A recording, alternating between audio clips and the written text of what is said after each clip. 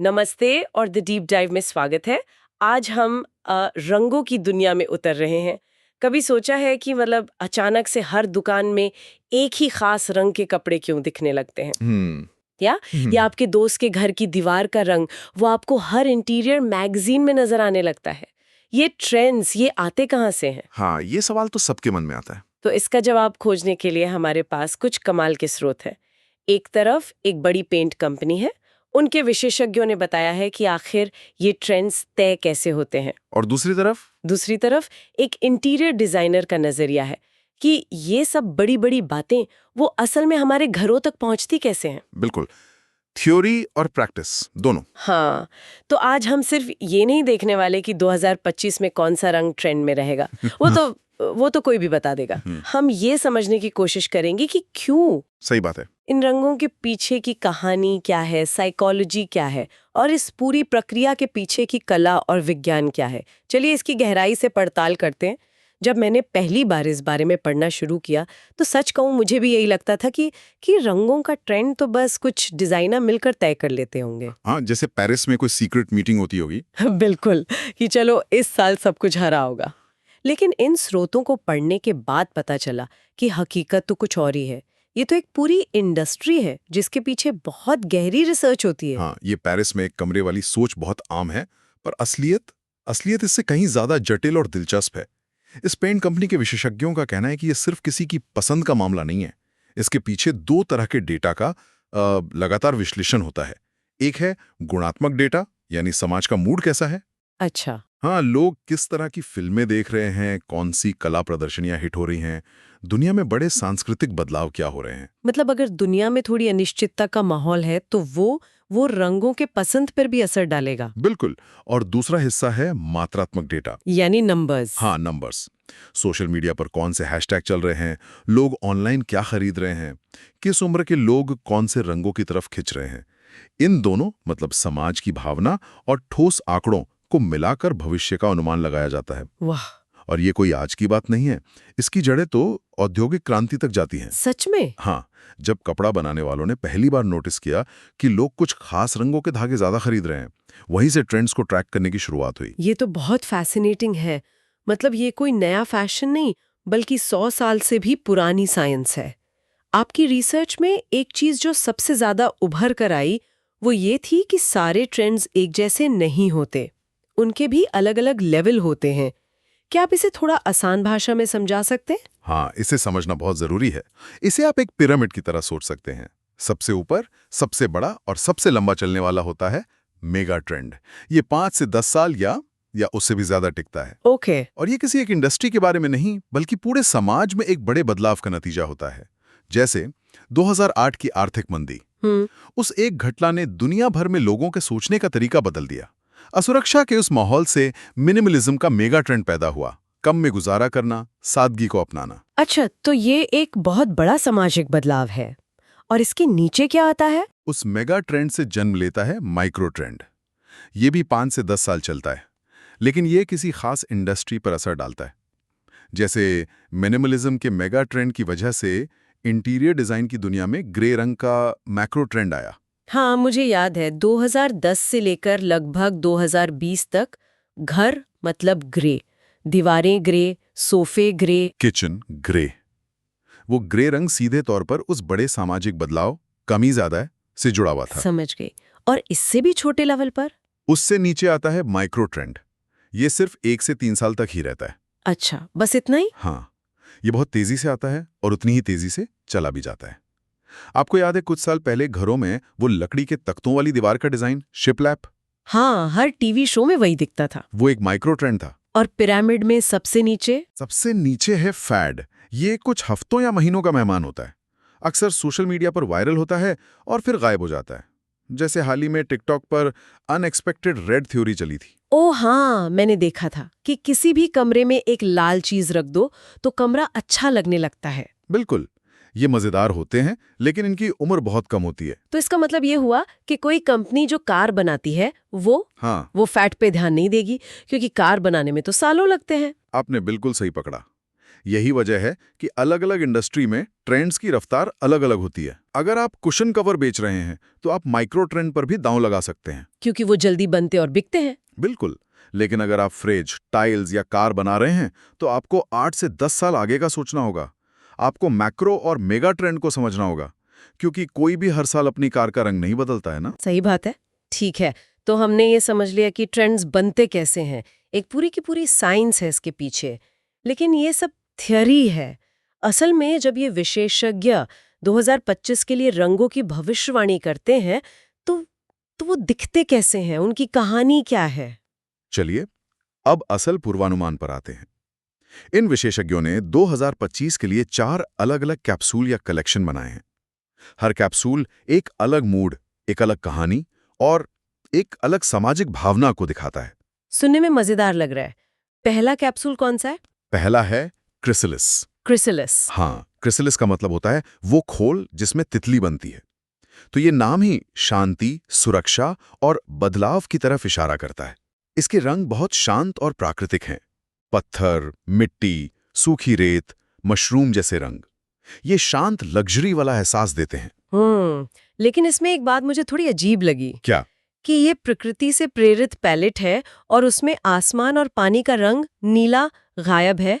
ये थोड़ा अटपटा नहीं लगता? ये सवाल बहुत अच्छा है और यही इस ट्रेंड को दिलचस्प बनाता है। असल में ये एक बहुत गहरे बदलाव का संकेत है। कोविड के दौरान हम प्रकृति मतलब हरा और नीला सोचते थे, पत्ते, आसमान, पानी। हाँ, क्योंकि हम सब बाहर जाना चाहते थे। बिल्कुल। लेकिन अब 2-3 साल बाद ये ट्रेंड और गहरा हो गया है। अब ये बाहरी प्रकृति के बारे में नहीं, बल्कि धरती के मूल तत्वों के बारे में है।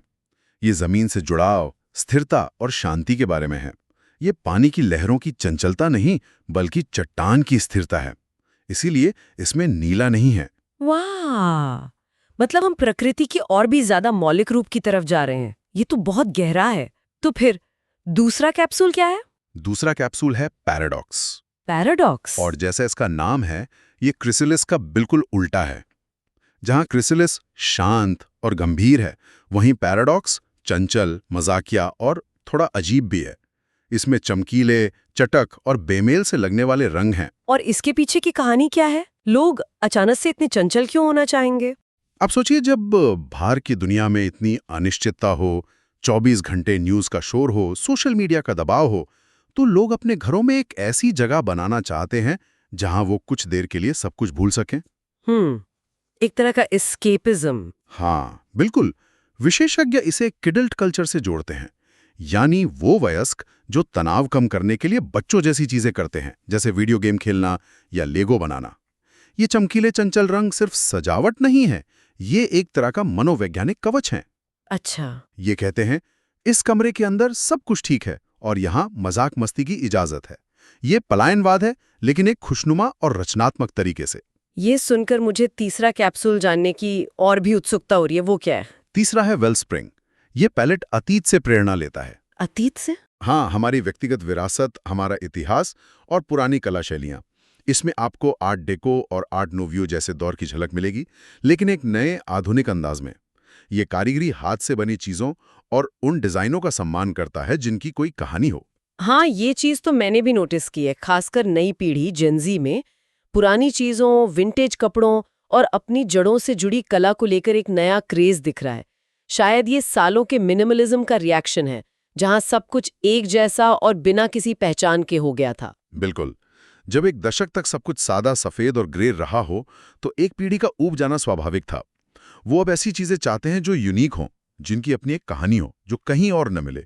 वेलस्प्रिंग पैलेट उसी भावना को रंगों में पिरोता है। और चौथा और आखिरी कैप्सूल? आखिरी कैप्सूल का नाम है किंड्रेड।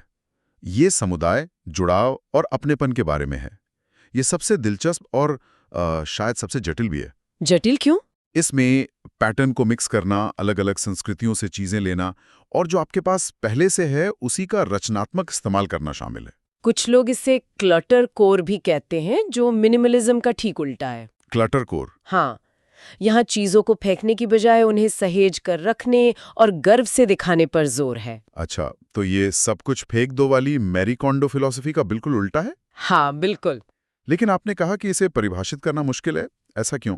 रिसर्च करने वाले विशेषज्ञों ने खुद माना कि इन चारों में से इसे परिभाषित करना सबसे मुश्किल था। वजह यह है कि ये कोई एक स्टाइल नहीं है, ये बहुत ज्यादा स्थानीय और व्यक्तिगत है। ये इस बारे में है कि आपके शहर में कौन सी कला मशहूर है, आपकी दादी की पुरानी साड़ी से आप क्या बना सकते हैं, या आपके पड़ोसी के साथ मिलकर आप अपनी गली को कैसे सजा सकते हैं। समझ गई। ये ग्लोबल ट्रेंड्स के खिलाफ एक तरह का विद्रोह है। ये कहता है कि असली सुंदरता आपकी अपनी कहानी में है, आपकी अपनी जड़ों में है, इसीलिए इसका कोई एक रूप नहीं है, ये हर जगह अलग दिखता है। ये 4 कैप्सूल अपने आप में बहुत दिलचस्प कहानियां हैं, शांति, मजाक, इतिहास और समुदाय। लेकिन एक सवाल उठता है, एक आम इंसान इन बड़ी बड़ी बातों का क्या करे? वेलस्प्रिंग या पैराडॉक्स जैसे आइडिया को कोई अपने लिविंग रूम में कैसे लाए? ये सबसे जरूरी सवाल है। और यहाँ पर 2 बहुत ही दिलचस्प तकनीकें सामने आती हैं जिनका जिक्र इन स्रोतों में किया गया है। पहली है कलर ड्रेंचिंग। कलर ड्रेंचिंग, इसका सीधा सा मतलब है कि आप एक ही रंग उठाते हैं और उससे कमरे की हर चीज को रंग देते हैं। दीवारें, छत, दरवाजे, खिड़कियों की चौखट, यहाँ तक कि कभी-कभी फर्नीचर भी। सब कुछ एक ही रंग का? क्या उससे कमरा छोटा या मतलब अजीब नहीं लगेगा? सुनने में शायद लगे, लेकिन होता इसका उल्टा है। जब सारी लाइनें और कोने एक ही रंग में घुल जाते हैं तो कमरा अक्सर ज्यादा बड़ा, शांत और एकसार महसूस होता है। ये एक बहुत ही बोल्ड और नाटकीय प्रभाव पैदा करता है। अच्छा, और दूसरी तकनीक क्या है? वो इससे भी एक कदम आगे है। उसे कहते हैं इमर्सिव कलर, यानी डुबो देने वाला रंग। यहाँ मकसद सिर्फ दीवारों को रंगना नहीं, बल्कि एक पूरा माहौल बनाना है जो आपकी सारी इंद्रियों पर असर डाले। जैसे? सोचिए, आप किसी म्यूजियम की खास प्रदर्शनी में हैं, जहां एक रंग की थीम के साथ खास तरह की लाइटिंग, संगीत और शायद कोई खुशबू भी इस्तेमाल की गई हो। ये रंग को एक अनुभव में बदल देता है। वाह! घरों में इसे लाइटिंग और टेक्सचर के जरिए हासिल किया जाता है। हमारे पास जो डिजाइनर का नजरिया है वो शायद इसका एक अच्छा उदाहरण दे सकता है।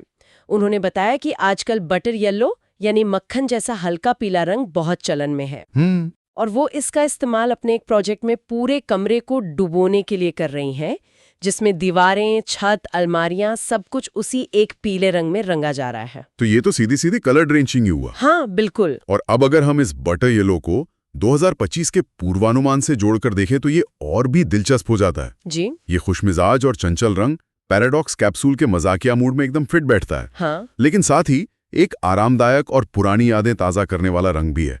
तो ये वेलस्प्रिंग कैप्सूल के ऐतिहासिक एहसास से भी जुड़ सकता है। सही है। इससे पता चलता है कि एक ही रंग अलग अलग लोगों के लिए अलग अलग कहानी कह सकता है। तो आज की इस पूरी बातचीत को अगर समेटा जाए तो सबसे बड़ी बात ये निकल कर आती है कि रंगों का ट्रेंड वो कोई हवा में नहीं बनता। ये हमारे समाज का, हमारी अर्थव्यवस्था का और हमारी सामूहिक भावनाओं का एक आईना है। सही कहा। और मुझे लगता है कि इस प्रक्रिया को समझने से आत्मविश्वास मिलता है। जब आपको पता होता है कि कोई रंग क्यों ट्रेंड में है, उसके पीछे एक बड़ी कहानी है, तो आप उसे अपनाने में हिचकिचाते नहीं हैं। चाहे कोई प्रोफेशनल डिजाइनर हो या बस अपने घर के एक कमरे को पेंट करने की सोच रहा हो, आप अनजाने में ही एक बड़ी वैश्विक कहानी का हिस्सा बन रहे होते हैं। और अब हमारे श्रोताओं के लिए एक सवाल छोड़कर जाते हैं। आज हमने देखा कि किंड्रेड पैलेट को परिभाषित करना इसलिए मुश्किल था क्योंकि वो बहुत स्थानीय और व्यक्तिगत है। एक तरफ सोशल मीडिया है जो ग्लोबल ट्रेंड्स को सेकंडों में हम तक पहुंचा देता है और सब कुछ एक जैसा दिखने लगता है। तो क्या ये हो सकता है कि अगला बड़ा मेगा ट्रेंड इसी का उल्टा हो? मतलब? यानी अति स्थानीय, हाइपर लोकल और इतनी गहरी व्यक्तिगत शैलियों का चलन जिसे बड़े पैमाने पर कॉपी करना नामुमकिन हो, क्योंकि उसकी आत्मा उसकी अपनी जमीन और अपनी कहानी में बसी हो। इस पर सोचिएगा जरूर।